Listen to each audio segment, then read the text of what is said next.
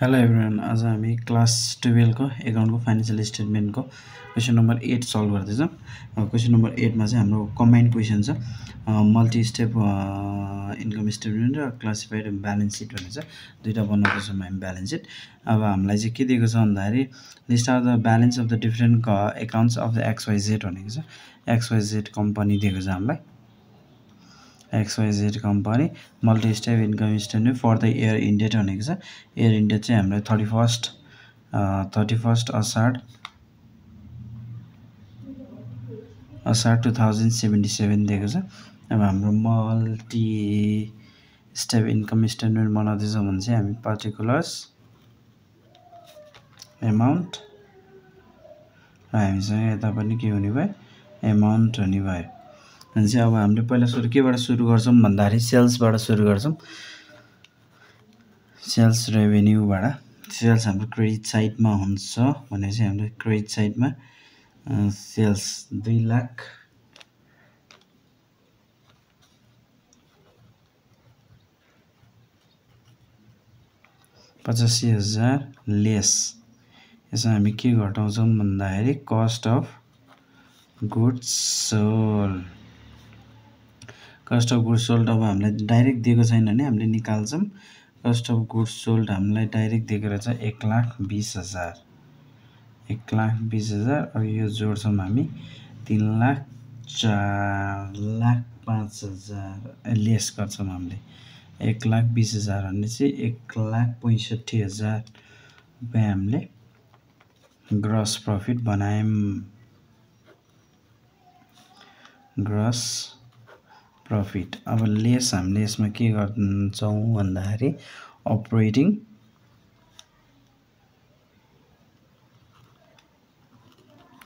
Operating expenses. Operating expenses दुई भागमा divide गरेर हुन्छ। एउटा जेनरल एन्ड एडमिनिस्ट्रेटिभ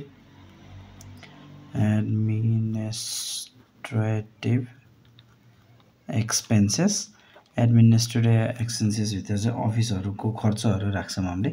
जस्तो बिल्डिङ छ, बिल्डिङ परेन हाम्रो, एकाउन्ट रिसिभेबल परेन, 10% मोर्टगेज लोन इन्ट्रेस्ट पेड।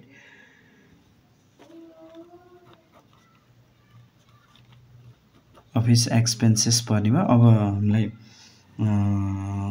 एडजस्टमेन्टमा दिएको छ भने डिप्रिसिएसन अन बिल्डिङ दिएर छ। आउटस्ट्यान्डिङ एक्सपेन्सेस दिएर छ। आउटस्ट्यान्डिङ भनेको तिर्न बाँकी भने चाहिँ हामीले एड गर्छौँ। यो आउटस्ट्यान्डिङ भने चाहिँ 80,000 यत्रो भयो।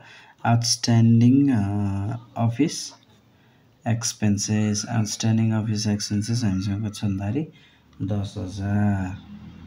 अनि चाहिँ 10,000 जोड्दाखेरि यो कति हुने भयो, 90,000। त्यो पछि कमिसन रिसिभ इन एडभान्स भनेको छ। कमिसन रिसिभ इन एडभान्स हाम्रो यसमा आएन। अनि त्यो पछि account payable, cash at hand. जो डिप्रिसिएसन अन बिल्डिङ पनि हाम्रो बिल्डिङमा गरेको खर्चहरू चाहिँ अफिसकोमा आयो भन्दाखेरि डिप्रिसिएसन अन बिल्डिङ। जस्तै हामीलाई एडजस्टमेन्टमा दिएको कुरो दुई ठाउँमा जान्छ है, दुई ठाउँमा जानु पऱ्यो। एउटा हाम्रो यो माथि गइहाल्यो, अनि यो हाम्रो डिप्रिसिएसन अन बिल्डिङ भनेको छ। डिप्रिसिएसन अन बिल्डिङको चाहिँ हाम्रो 5,000 रुपियाँ चाहिँ हामीले यहाँ अफिसमा ल्याएर राख्यौँ है। यो एक ठाउँमा गइहाल्यो, यो पनि एक ठाउँमा यहाँ इन्कममा गइहाल्यो। Commission receive in advance was on to extend to the 25 भनेपछि त यो त अन गरे हो भने चाहिँ इन्कममा जान्छ, यो त एक्सपेन्सेसमा होइन इन्कममा जान्छ। अनि चाहिँ हामीले टोटल जेनरल एक्सपेन्सेस निकाल्यौँ। General and administrative expenses. Administrative expenses भने चाहिँ यो दुइटै जोड्दाखेरि 95,000। यसलाई क्लोज गऱ्यौँ हामीले। त्यसपछि बीमा हामीसँग के आउँछ भन्दाखेरि selling and distribution expenses. Selling and distribution expenses. Selling and distribution expenses building account receivable 10% mortgage loan interest paid office expenses commission receive भनेको छ भएन क्लोजिङ स्टक एकाउन्ट पेबल भने क्यास इन ह्यान्डमा खोज्छ सेलिङ एक्सपेन्सेस भनेर हामीलाई दिएको रहेछ सेलिङ एक्सपेन्सेस हामीलाई कति दिएको छ भने 60,000 दिएको छ भनेपछि सेल्स भएन डिप्रिसिएसन यो भएन यो इन्कम भयो भने चाहिँ यसको टोटल यो नि भयो भने चाहिँ total selling and distribution expenses हाम्रो यही जोड्दाखेरि 60,000 नै आउने भयो र हामीले टोटल निकाल्छौँ total operating expenses A plus B गर्छौँ हामी A प्लस B गर्दा 95 प्लस 6 भने चाहिँ 1,55,000 रुपियाँ अपरेटिङ खर्च हामी जोडेर यहाँ राख्छौँ र यसबाट अब योबाट यो हामी त टोटल लेस गर्दैछौँ लेस गर्दाखेरि हाम्रो के आउँछ भने इन्कम फ्रम अपरेसन आउँछ इन्कम फ्रम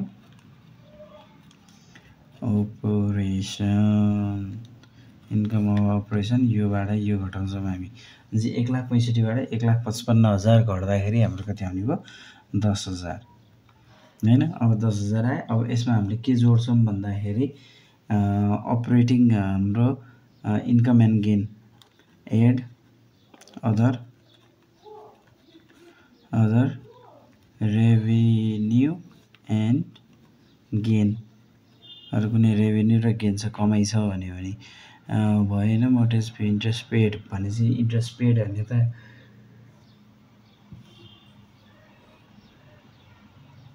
हामीले तिरेको भयो अफिस एक्सपेन्सेस परेन खर्च भइहाल्यो इन्टरफेस अहिले हामीले तिर्छौँ हैन कमिसन रिसिभ इन एडभान्स हामीले एडभान्समा कमिसन रिसिभ गर्यौँ भनेको छ एडभान्सको कमिसन अहिले हाम्रो यसमै आउने भयो कमिसन एडभान्स 3,000 मा तर के भनेको छ भन्दाखेरि commission receive in advance was on to extend to 2,500 चाहिँ 2,500 सम्म चाहिँ कमाइ भएको भनेको छ नि त 30,000 मा हाम्रो कमिसन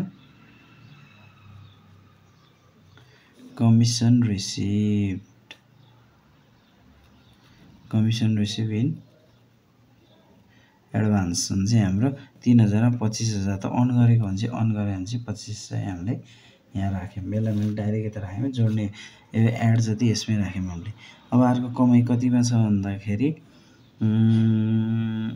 अरू कमाइ छैन यो खर्च भएर लेस अदर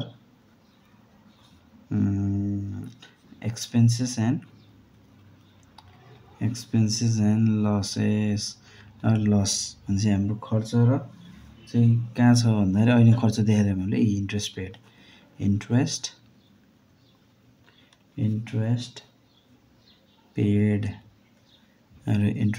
हुने भयो यसमा इन्ट्रेस्ट पेडमा चाहिँ हाम्रो आयो अब इन्ट्रेस्ट पेडको यहाँनिर अर्को क्वेसन हेरौँ है जस्तै यो 10% मोर्टेज लोन दिएको छ नि यो 1,60,000 दिएको छ यो हिडन इन्फर्मेसन भन्छ यसलाई हिडन एडजस्टमेन्ट भन्छ यो 10% भएकोलाई यो 10% छ भने 1,60,000 मा 10% भनेको कति हुने भयो भन्दाखेरि 16,000 हुने भयो बुझ्यौँ है जस्तै हाम्रो 1,60,000 रुपियाँको लोन छ त्यसमा 10% चाहिँ यो अगाडि पछि 10% नदिएको भए चाहिँ हुँदैन थियो 16,000 रुपियाँ हो 16,000 को चाहिँ हामीले तिर्न पर्ने थियो इन्ट्रेस्ट तर हामीले कति तिर्यौँ 8,000 मात्रै तिर्यौँ नि 8,000 तिर्यौँ हो यो हिडन इन्फर्मेसनले अब हामीलाई त तिर्न पर्ने त हामीले 16,000 कति हजार तिर्न पर्ने हामीले 16,000 रुपियाँ तिर्न पर्ने हो 16,000 मा 8,000 त तिर्यौँ भने चाहिँ अब हामी बाँकी तिर्न कति बाँकी छ भन्दाखेरि एड आउटस्ट्यान्डिङ इन्ट्रेस्ट चाहिँ अब कति बाँकी छ 8,000 हो यो चाहिँ हाम्रो हिडन इन्फर्मेसन हो है हिडन इन्फर्मेसन एउटा यहाँ आयो डिप्रिसिएसन यहाँ आयो अर्को दुईटा अनि आउटस्ट्यान्डिङ एक्सपेन्सेस अफिस एक्सपेन्सेसको यहाँ आयो 3टा अनि कमिसन अर्नको हाम्रो कुरा यहाँ आयो 4वटा कुरा 1 2 3 4वटा कुरा आयो अब यो त हाम्रो लेस गर्ने हो यो त लेस गर्दाखेरि यो प्लस गर्ने भयो यो लेस गर्ने भयो चाहिँ अर्को त हाम्रो खर्च जति छैन अफिस एक्सपेन्स चाहिँ अन भइहाल्यो यसमा भइहाल्यो यो हामीले के गर्छ भन्दाखेरि माइनस खर्च भनेपछि 10,000 10,000 प्लस 2500 माइनस 16,000 रुपियाँ चाहिँ हामीले के गरेको हुन्छ भन्दाखेरि माइनस गर्दाखेरि हाम्रो त नेगेटिभमा आउने भयो यो चाहिँ भनेपछि 3500 हाम्रो नेगेटिभमा आयो भनेपछि त माइनसमा आयो अब यसमा त ट्याक्स तिर्न परेन लेस हुन्छ ट्याक्स छैन त्यही भएर हाम्रो हुन्छ नेट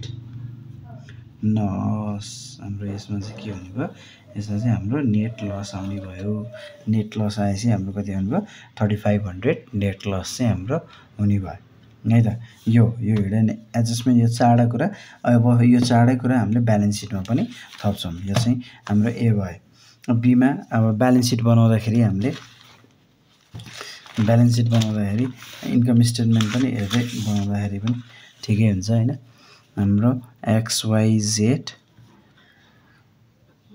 कम्पनी हाम्रो 31st असार 2077 गरेर ब्यालेन्स सिट एसेसमा पहिला सुरु हामी के गर्छौँ करेन्ट एसेस 1 वर्षभित्र हुने चाहिँ एसेस्टहरू हामी करेन्ट एसेस्टहरू जोड्छौँ अब करेन्ट एसेसमा के पर्ने भयो भन्दा बिल्डिङ परेन हैन एकाउन्ट रिसिभेबल पर्ने भयो भने चाहिँ एकाउन्ट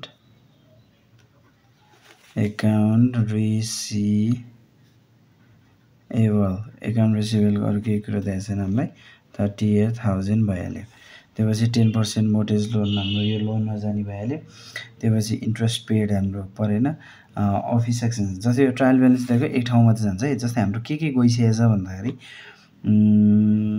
गुड सोल्ड गयो एक्सपेन्सेस गयो सेल्स गयो हैन कमिसन रिसिभ यो बाँकी छ इन्ट्रेस्ट पेड यो गयो अफिस एक्सपेन्सेस गयो अब अहिले यो गयो हैन हामीसँग त्यो पछि एक्सपेन्सेस यो भइहाल्यो कमिसन भइहाल्यो स्टक एकाउन्ट पेएबल भएन अहिले उसमा जान्छ लाइबिलिटी क्यास एट ब्याङ्क चाहिँ क्यास एट ब्याङ्क पनि हाम्रो करेन्ट एसेट हुने भयो चाहिँ 40,000 अनि हामीसँग अरू जाने कुरो डिप्रिसिएसन भएन आउटस्ट्यान्डिङ भएन कमिसन भएन भने चाहिँ यही भयो हाम्रो टोटल करेन्ट एसेट दुईटै जोड्दाखेरि हाम्रो 78,000 करेन्ट एसेट पछि अब हामीलाई के आउने भयो इन्भेस्टमेन्ट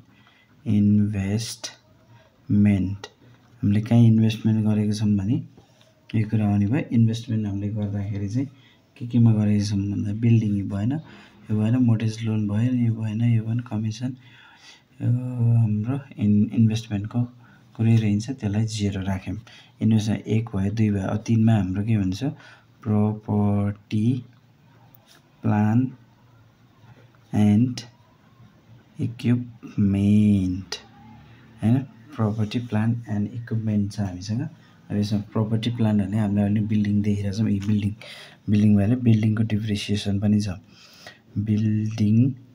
बिल्डिङलाई भित्र 2,50,000 यसको डिप्रिसिएसन पनि छ लेस गर्छौँ हामीले लेस डिप्रिसिएसन अब हामीले उतै लगेर घटाउँदा पनि भइहाल्यो नत्र यहीँ घटाएर उतापट्टि राख्दा पनि भइहाल्यो हैन डिप्रिसिएसन अन बिल्डिङ हाम्रो कति भयो 5,000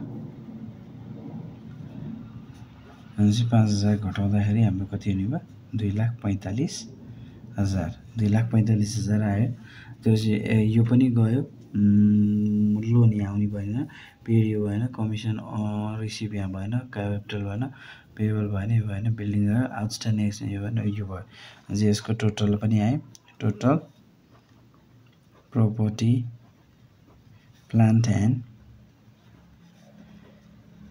इक्विपमेन्ट यो टोटल गर्दाखेरि 2,45,000 अनि हाम्रो अब लास्टमा के आउँछ इन्टेन्जिबल एसेट हामीसँग के छ भन्दाखेरि इन्टेन्जिबल कपिराइट प्याटर्नहरू छ त छैन भने चाहिँ यसको पनि 0 हुने भयो भने चाहिँ टोटल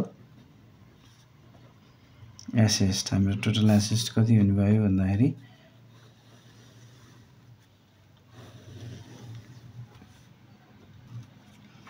टोटल 78,000 प्लस 2,45,000 गर्दाखेरि हाम्रो टोटल एसेस्ट चाहिँ कति आउने भन्दा 3,23,000 आयो। यो टोटल एसेस्ट हाम्रो टोटल ब्यालेन्स 3,30,000 यसमा आइहाल्यो। So liabilities and shareholders equity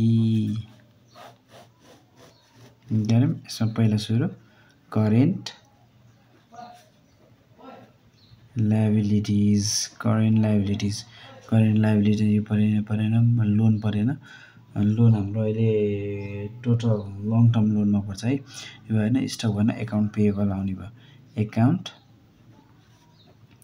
payable हाम्रो कति हुने भयो 4,000 एकाउन्ट पेएबल 4,000 हुने भयो। त्यो पछि एकाउन्ट पेएबल गयो त्यो पछि यो गयो डिप्रिसिएसन होइन के छ आउटस्ट्यान्डिङ अफिस एक्सपेन्सेस। अब आउटस्ट्यान्डिङ अफिस एक्सपेन्सेस चाहिँ हाम्रो यहाँ पर्ने भयो चाहिँ outstanding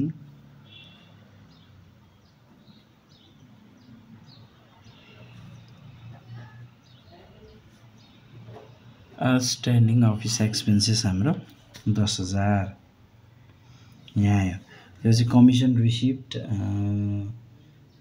commission receive in advance was earned to the extend 25 भनेपछि अब हाम्रो कमिसन रिसिभ इन एडभान्समा झिकेको भन्दाखेरि हाम्रो एडभान्स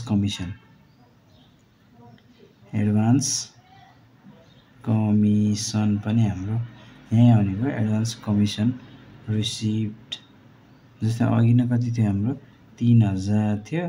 त्यो 3,000 मा 25,000 त अन भइसक्यो भने चाहिँ 5,000 बाँकी हुने भयो होइन 500 रुपियाँ 500 हुने भयो भने चाहिँ हाम्रो 4,000 त्यसको जाने भयो 10,000 यो भयो।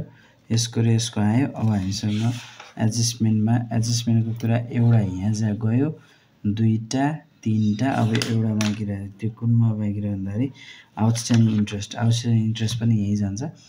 आउटस्ट्यान्डिङ इन्ट्रेस्ट कति हो भन्दाखेरि 8,000 आउटस्ट्यान्डिङ इन्ट्रेस्ट 8,000 भने चाहिँ 14 18 22,500 22,500 चाहिँ हाम्रो के हुने भयो भन्दाखेरि टोटल करेन्ट लायबिलिटिज हैन टोटल लायबिलिटिज। अब त्यो पछि हामीसँग सेकेन्डमा के हुन्छ भने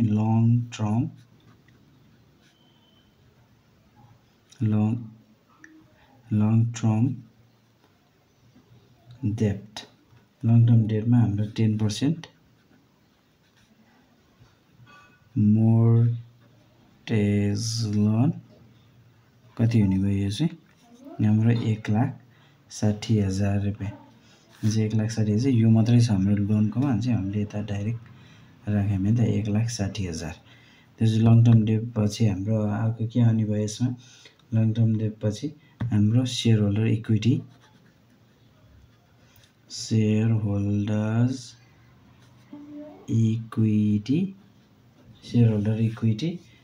फन्ड आउने भयो। सेयरहोल्डर इक्विटीमा हाम्रो क्यापिटल स्टक आउने भयो। पहिला सुरु capital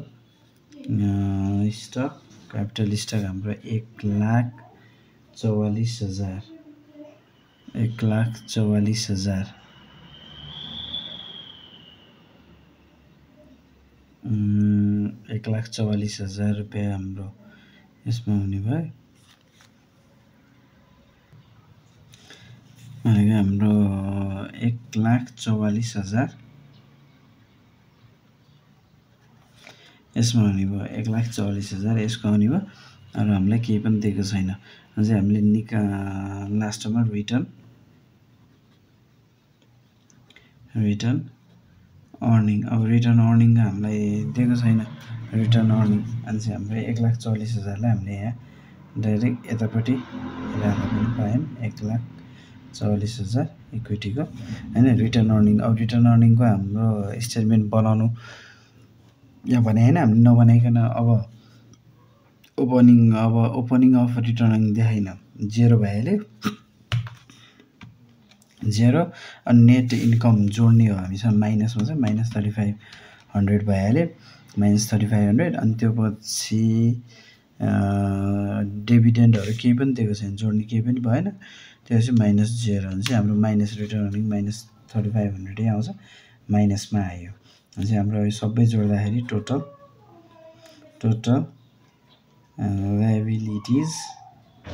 liabilities and equity shareholder इक्विटीको गर्दाखेरि चाहिँ 22,500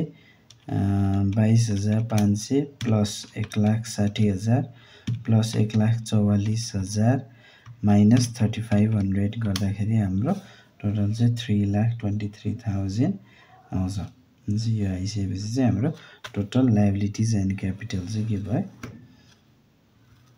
एसेटसँग चाहिँ के भयो इक्वल भयो अब यो रिटर्न अर्निङ यसमा सबभन्दा इम्पोर्टेन्ट चाहिँ हाम्रो के छ भने रिटर्न अर्निङ निकालेको छैन भनेर हामीले दिएको छैन भने चाहिँ नहाल्ने होइन कि हाल्न पर्यो यो चाहिँ हामीले निकालेर जस्तै हामीसँग 4वटा एडजस्टमेन्ट थियो 3वटा एडजस्टमेन्ट थियो एउटा हिडन एडजस्टमेन्ट थियो यो 4वटा यहाँ पनि राख्यौँ हामीले यहाँ 1 2 3 हाम्रो 1 2 3 अनि हाम्रो 4 हाम्रो यो 4वटामा राख्यौँ र रिटर्न अर्निङ यो चाहिँ एकदम इम्पोर्टेन्ट छ यो चाहिँ हामीले बुझेर गर्नुपर्छ हस् थ्याङ्क यू हामी अब क्वेसन नम्बर 9 चाहिँ नेक्स्ट पार्टमा सल्भ गर्छौँ